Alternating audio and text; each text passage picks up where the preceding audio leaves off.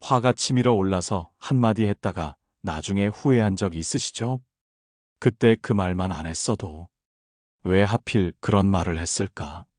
이런 후회, 정말 많은 분들이 경험하십니다. 특히 나이가 들수록 이런 일이 더 자주 생기기도 해요. 젊을 때는 참았던 것도 이제는 참기가 힘들어지거든요. 몸도 예전 같지 않고 마음도 예민해집니다. 조금만 무시당해도 화가 나고 조금만 서운해도 속상해져요. 이런 마음, 너무나 자연스러운 일입니다. 하지만 그렇다고 해서 화가 날 때마다 말로 표현하는 것이 정말 최선일까요? 한 번 뱉은 말은 주워 담을 수 없어요. 아무리 사과해도 상처는 남습니다. 관계도 예전 같지 않게 되죠. 특히 나이 들어서 감정적으로 말하면 저분이 원래 저랬나? 하고 이상하게 보기도 해요. 그런데 놀라운 사실이 있습니다. 말하지 않고도 훨씬 더 우아하고 효과적으로 마음을 전달하는 방법이 있어요. 오히려 말하지 않는 것이 더 큰 힘이 되는 경우가 많습니다. 이것은 나이가 들면서 터득하게 되는 진정한 지혜입니다. 젊을 때는 몰랐지만 인생 경험이 쌓이면서 깨닫게 되는 성숙한 대응법이에요. 오늘 이 시간을 끝까지 들어보시면 진정한 어른의 품격이 무엇인지 느끼게 될 겁니다. 화를 내지 않으면서도 확실하게 자신의 마음을 전달하는 방법들을 알려드릴게요. 실제로 이런 지혜로운 방식으로 어려운 상황을 평화롭게 해결하신 시니어들의 이야기도 함께 나눠드리겠습니다. 그분들의 경험을 통해 우리도 더 성숙하고 지혜로운 사람이 될 수 있을 거예요. 지금부터 화가 날 때 말하지 않고도 품격 있게 마음을 전달하는 방법 5가지를 하나씩 살펴보겠습니다. 첫 번째, 마음을 가라앉히고 침묵의 힘을 활용해야 합니다. 많은 분들이 화가 나면 당장 말을 해야 한다고 생각하세요. 내 화난 마음을 알려줘야지. 이렇게 당하고만 있을 순 없어. 말을 해야 상대방이 알지. 이런 생각들 모두 자연스러운 감정입니다. 하지만 감정이 격해졌을 때 하는 말은 대부분 후회를 남겨요. 화가 난 상태에서는 평소보다 더 강하고 날카로운 말이 나오거든요. 반면에 침묵은 완전히 다른 효과를 가져옵니다. 침묵은 우선 나 자신에게 마음을 가라앉힐 시간을 줘요. 깊게 숨을 쉬고 생각을 정리하고 감정을 추스를 수 있습니다. 동시에 상대방에게도 생각할 시간을 줍니다. 왜 아무 말이 없지? 뭔가 잘못했나? 하고 스스로 돌아보게 만들어요. 이것이야말로 진정한 소통의 시작입니다. 부처님은 이런 말씀을 하셨습니다. 분노는 뜨거운 숯을 남에게 던지려다 자신이 먼저 되는 것이다. 이 말씀의 깊은 의미를 아시나요? 화를 낼 때 가장 먼저 상처받는 사람은 바로 나 자신이라는 뜻입니다. 화난 감정이 내 마음을 먼저 태우고 내 몸을 먼저 아프게 만들어요. 그러니 화가 날 때일수록 먼저 내 마음을 돌봐야 합니다. 침묵은 이런 치유의 시간을 만들어줍니다. 화난 마음이 자연스럽게 가라앉고 평정심을 되찾을 수 있어요. 그러면 훨씬 더 지혜로운 대응이 가능해집니다. 73세 이정순 씨의 이야기를 들려드릴게요. 이정순 씨는 백화점에서 정말 기분 나쁜 일을 당했습니다. 옷을 보고 있는데 젊은 점원이 노골적으로 무시하는 태도를 보였어요. 어르신, 이 옷은 좀 비싸서요 하며 다른 곳으로 안내하려고 했습니다. 마치 이정순 씨가 돈이 없어 보인다는 듯이 말이에요. 그 순간 이정순 씨는 정말 화가 났어요. 내가 돈이 없어 보이나? 이 나이에 이런 취급을 받다니. 가슴이 답답하고 얼굴이 화끈거렸습니다. 예전 같으면 젊은 사람이 어른한테 그게 무슨 태도야? 하며 소리를 질렀을 거예요. 하지만 이번에는 달랐습니다. 이정순 씨는 깊게 숨을 쉬었어요. 그리고 마음속으로 이렇게 말했습니다. 진정하자. 화내면 나만 초라해진다. 이 아이도 뭔가 사연이 있을 거야. 그렇게 마음을 가라앉힌 후 이정순 씨는 조용히 점원을 바라봤습니다. 화가 난 표정도 아니고 그렇다고 웃는 표정도 아니었어요. 그냥 차분하고 평온한 표정이었습니다. 10초 정도의 침묵이 흘렀어요. 그 사이에 점원은 점점 불안해지기 시작했습니다. 이정순 씨의 고요한 침묵이 오히려 더 강한 메시지를 전달한 거예요. 죄송합니다. 제가 신뢰를 드린 것 같네요. 점원이 먼저 사과했습니다. 이정순 씨는 그제서야 온화하게 미소를 지었어요. 괜찮습니다. 다만 저도 이 옷이 마음에 들어서 보고 있었거든요. 결국 점원은 정중하게 옷을 설명해 줬고 이정순 씨는 기분 좋게 쇼핑을 마칠 수 있었습니다. 만약 처음에 화를 냈다면 어떻게 되었을까요? 서로 기분만 상하고 이정순 씨만 초라해졌을 거예요. 이정순 씨는 이렇게 말씀하세요. 나이가 들수록 침묵이 얼마나 큰 힘인지 깨닫게 되더라고요. 말하지 않는 것만으로도 상대방이 스스로 깨닫게 할 수 있어요. 침묵의 실천 방법은 이렇습니다. 화가 날 때 즉시 말하고 싶은 충동을 느끼시면 일단 깊게 숨을 3번 쉬어보세요. 그리고 마음속으로 진정하자. 나에게 더 좋은 방법이 있을 거야 하고 말해보세요. 그 후에 10초간 조용히 상대방을 바라보는 거예요. 그 10초 동안 놀라운 변화가 일어날 겁니다. 두 번째, 말 대신 성숙한 행동으로 표현해야 합니다. 말은 바람과 같아서 시간이 지나면 잊혀지기 쉬워요. 하지만 행동은 다릅니다. 행동은 오래 기억되고 더 깊은 인상을 남겨줍니다. 특히 감정이 격해졌을 때일수록 말보다는 행동이 더 진정성을 보여줘요. 화난 마음을 말로 표현하면 일시적으로 감정이 상했구나 하고 넘어가지만 신중한 행동으로 보여주면 정말 마음이 아팠구나 하고 깊이 받아들이게 됩니다. 여기서 중요한 것은 성숙한 행동이라는 점이에요. 감정적이고 충동적인 행동이 아니라 깊이 생각해서 나온 신중한 행동 말입니다. 이런 행동은 나의 품격도 지켜주면서 상대방에게도 깊은 교훈을 줍니다. 공자님은 이런 말씀을 하셨어요. 군자는 말은 어눌하더라도 행동은 민첩하다. 이 말씀이 의미하는 바를 아시나요? 진정으로 성숙한 사람은 말을 앞세우지 않는다는 뜻입니다. 대신 올바른 행동으로 자신의 뜻을 보여주죠. 말보다 행동이 더 정직하고 더 설득력이 있기 때문입니다. 나이가 들수록 이런 지혜가 더욱 중요해져요.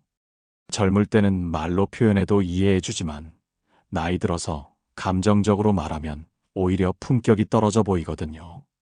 하지만 성숙하고 신중한 행동으로 마음을 보여주면 역시 어른다우시네 하고 존경받게 됩니다. 68세 박철수 씨의 이야기를 들어보겠습니다. 박철수 씨에게는 형이 둘 있었는데 항상 막내 취급을 받았어요. 나이가 70에 가까워도 형들은 박철수 씨를 어린애 다루듯 했습니다. 가족 모임에서 중요한 결정을 할 때도 박철수 씨 의견은 들으려고 하지 않았어요. 어느 날 어머니 제사 문제로 형제들이 모였습니다. 제사를 어디서 지낼 것인지, 비용은 어떻게 분담할 것인지 논의하는 자리였어요. 그런데 형들은 또 박철수 씨만 빼고 결정을 내렸습니다. 우리가 알아서 할 테니까 너는 신경 쓰지 마 하며 대화에서 제외시켰어요.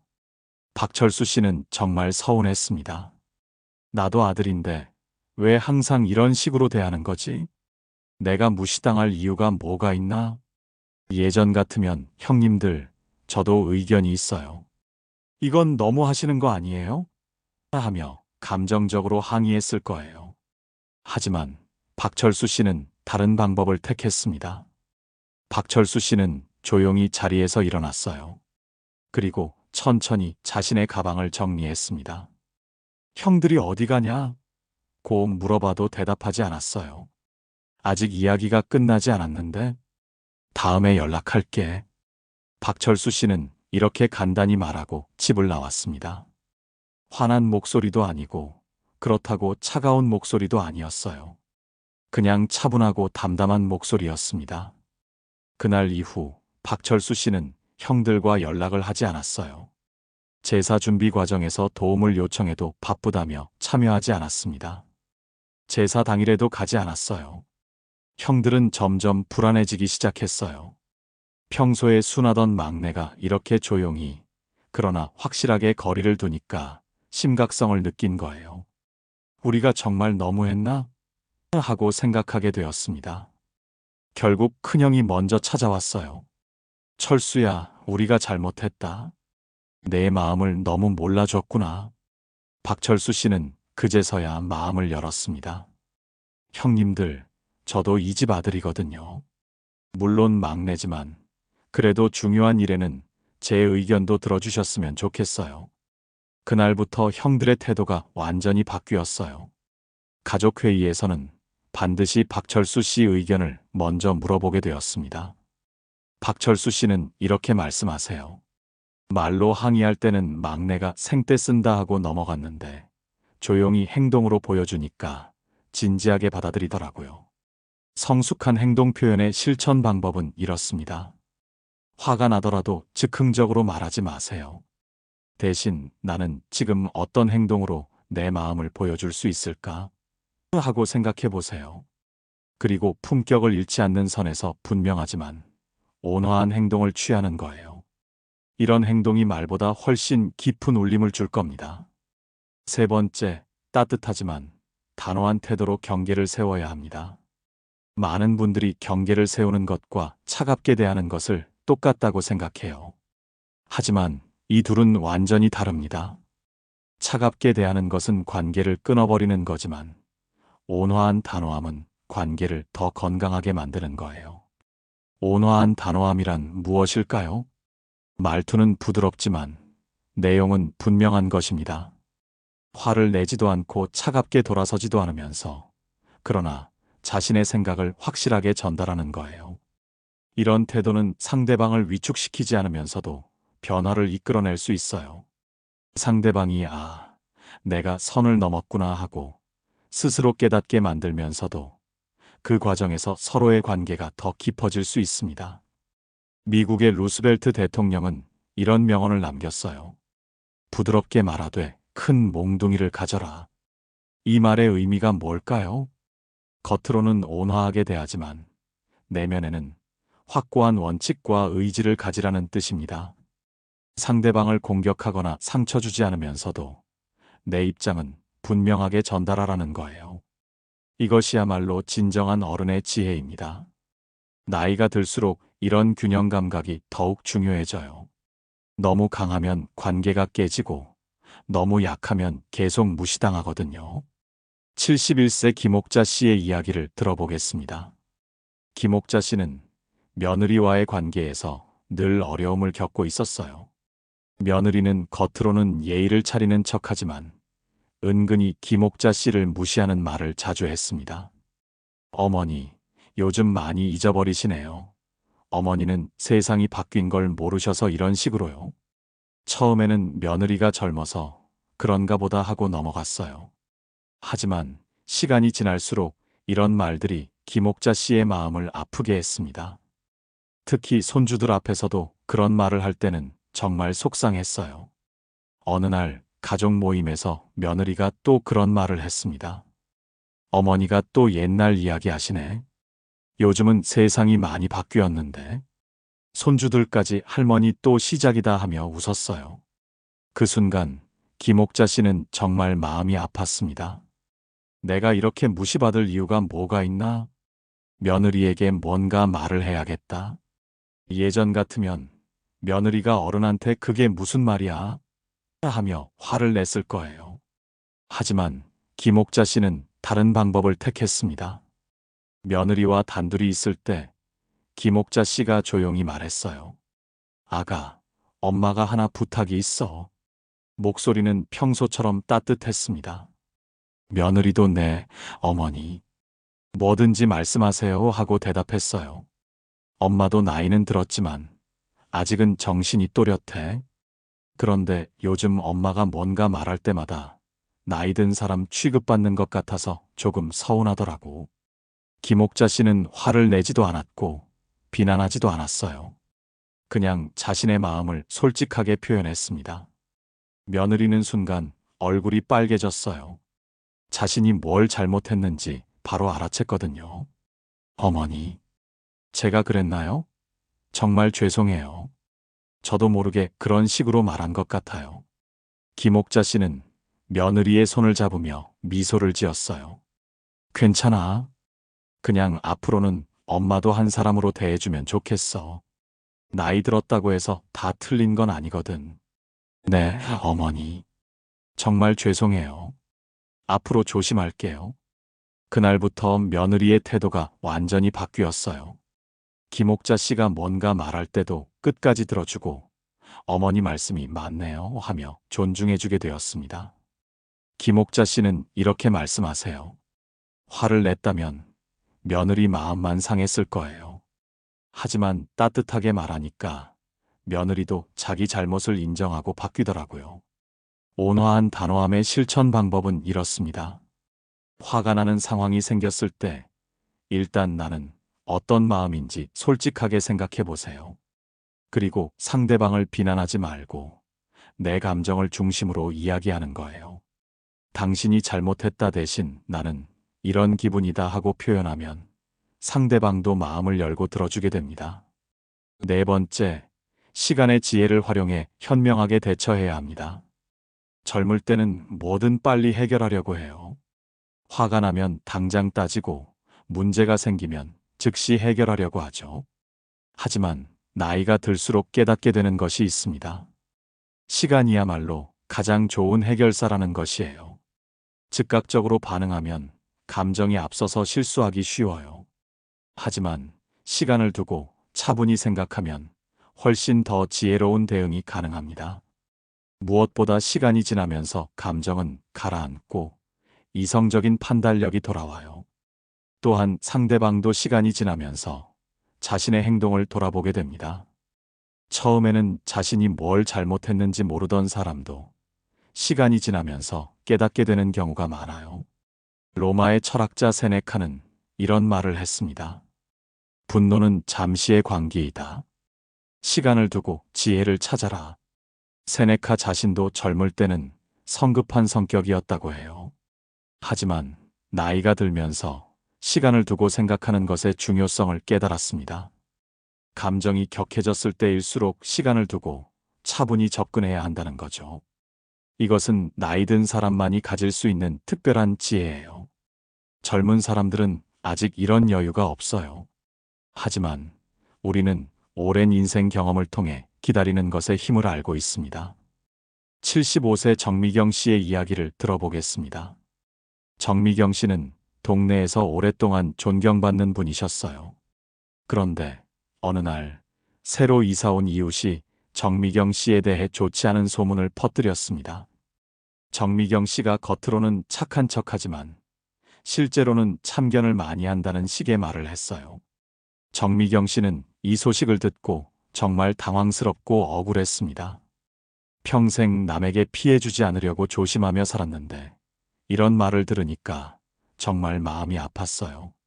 당장 찾아가서 따져 묻고 싶은 마음이 굴뚝 같았습니다. 도대체 나를 얼마나 안다고 그런 말을 하는 거야? 평생 성실하게 산 나를 이렇게 평가한다고?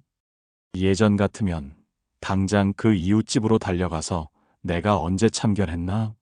근거도 없이 그런 말 하지 마라 하며 따져 물었을 거예요.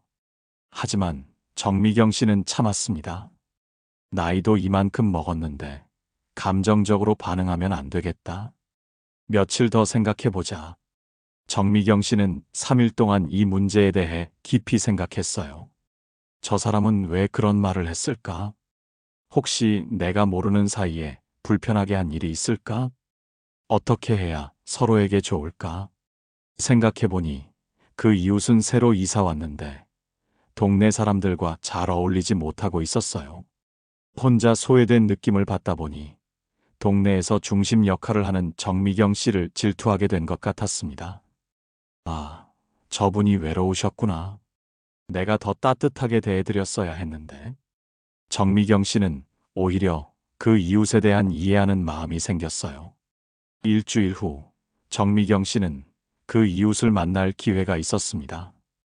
복도에서 마주친 거예요. 그 이웃은 정미경 씨를 보더니 어색해하며 피하려고 했습니다. 하지만 정미경 씨가 먼저 다가갔어요. 안녕하세요. 이사 오신 지 좀 되셨죠? 동네 생활은 어떠세요? 목소리는 평소처럼 따뜻했습니다. 그 이웃은 예상과 다른 반응에 당황했어요. 아, 네, 그냥. 괜찮습니다. 혹시 불편한 일 있으시면 언제든지 말씀하세요.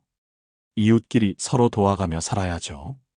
정미경 씨는 정말 진심으로 말했어요. 그 이웃은 점점 미안한 마음이 들기 시작했습니다. 자신이 뒤에서 나쁜 말을 했는데 정미경 씨는 오히려 따뜻하게 대해주니까요.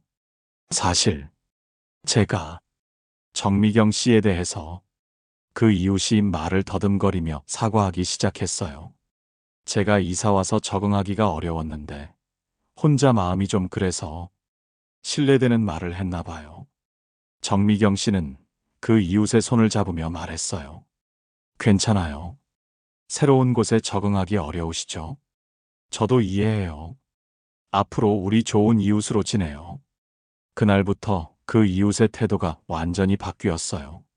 정미경 씨를 만나면 먼저 인사하고 동네 사람들에게는 정미경 씨가 정말 좋은 분이다라고 말하게 되었습니다. 정미경 씨는 이렇게 말씀하세요. 그때 당장 화내서 따져들었다면 관계만 더 나빠졌을 거예요. 시간을 두고 생각해 보니까 저분의 마음도 이해할 수 있었고 더 좋은 방법을 찾을 수 있었어요. 시간의 지혜를 활용하는 실천 방법은 이렇습니다. 화나는 일이 생겼을 때 오늘은 생각만 하고 내일 결정하자 하고 하루 미뤄보세요. 그리고 그 시간 동안 상대방은 왜 그랬을까? 나는 어떻게 반응하는 게 가장 지혜로울까? 또 생각해 보는 거예요.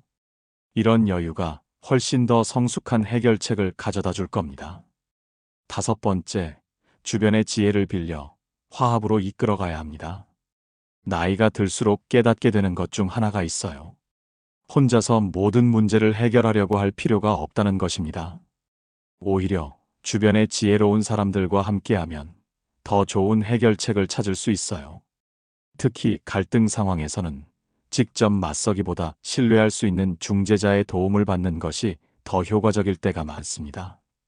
이렇게 하면 서로 체면도 살리면서 관계도 개선할 수 있어요. 이것은 동양의 오랜 지혜이기도 해요.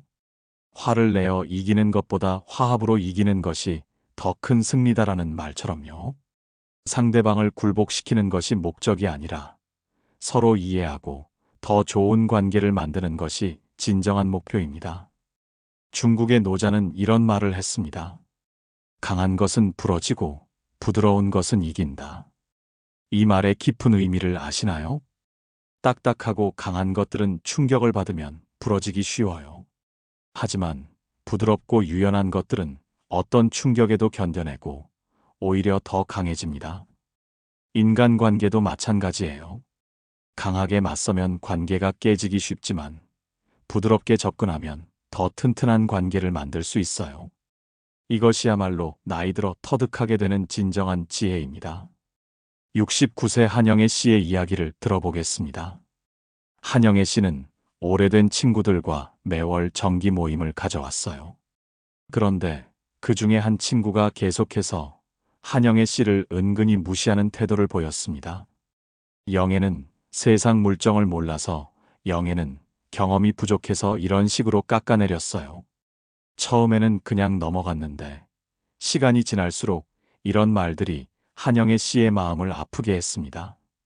특히 다른 친구들이 있는 자리에서 그런 말을 들을 때는 정말 창피했어요. 나만 빼고 이야기하는 것도 그렇고 내 의견은 항상 무시하고 도대체 나를 뭘로 보는 거야?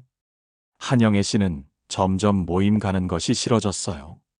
하지만 직접 따지고 싶지는 않았습니다. 오랜 친구 사이에 감정이 상하면 다른 친구들도 어색해질 테니까요. 그래서 한영애 씨는 다른 방법을 생각했어요.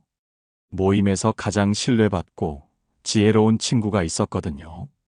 한영애 씨는 그 친구와 따로 만나서 조용히 마음을 털어놨습니다. 야, 사실 나 요즘 모임 가기가 좀 그래. 나를 자꾸 무시하는 것 같아서 마음이 아파. 그 친구는 한영애 씨의 말을 끝까지 들어줬어요.